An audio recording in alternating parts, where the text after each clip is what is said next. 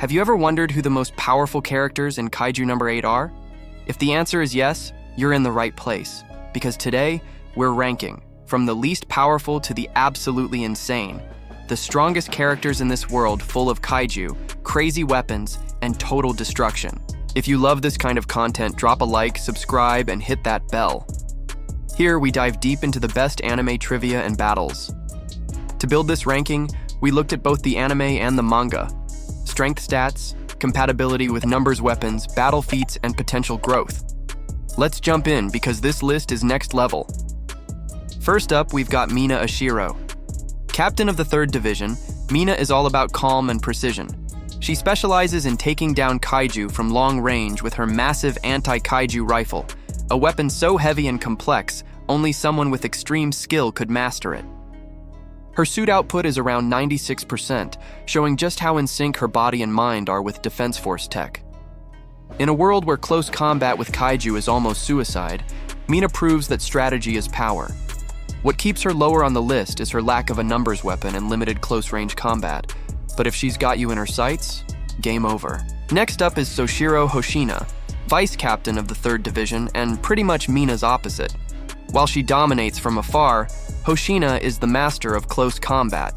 With dual katanas and insane reflexes, he turns every battle into a deadly dance. His suit output hits 100%, one of the highest in the series, and he fought Kaiju number 10 head-on using pure skill and combat instinct. That's not something just anyone can do. Despite being human, he slashed vital parts of the kaiju and survived brutal attacks. Never underestimate this man. Climbing higher, we've got Gen Narumi. Captain of the 1st Division, he's got that gamer, nerdy energy, but on the battlefield, he's a total beast. He wields numbers weapon 1, made from the brain of Kaiju number 1, which already says a lot. This weapon lets him predict enemy movements with near precognitive accuracy. It's like he's playing a shooter with wall hacks and aimbot turned on. He leads the strongest division in the Defense Force and wins battles with sheer intelligence. He's proof that brains can be just as deadly as brawn. Up next is Isao Shinomiya. Former director of the Defense Force, Isao is the perfect example of a human pushing past natural limits. With numbers weapon 2, he could fight kaiju head-on with raw power and top-tier technique. Kaiju number 9 targeted him specifically to absorb his body and boost his own strength. That alone tells you how much of a threat Isao was. He's also Kokoru's father and symbolized the ideal warrior. Even without kaiju powers, he was top-tier among the elite.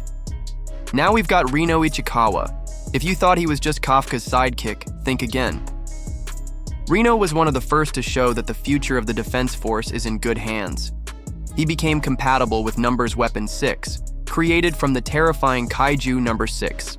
With it, he gained ice-based powers, freezing blasts, and even fast healing, all while still learning to handle the full potential. He's growing fast, and even if he's not at the veteran level yet, his potential is massive. People sleeping on Rino are in for a surprise. At the halfway point, we've got Kaiju number 10. He started off as a brutal villain, but ended up being turned into a sentient numbers weapon. Even before that, he was a natural disaster. Fortitude level 9.0, insane strength, and surprising combat intelligence. He's one of the few kaiju who fights tactically, not just with brute force. He even earned respect from the humans. Even as a prisoner, he's still joking and provoking, always ready to jump back into action. Now it's time for the legendary Kaiju number 6. He caused the biggest tragedy in Defense Force history, killing off several elite officers. With a fortitude of 9.6, he wielded massive ice powers and was practically unstoppable at his peak. Even as a weapon, his power is hard to control.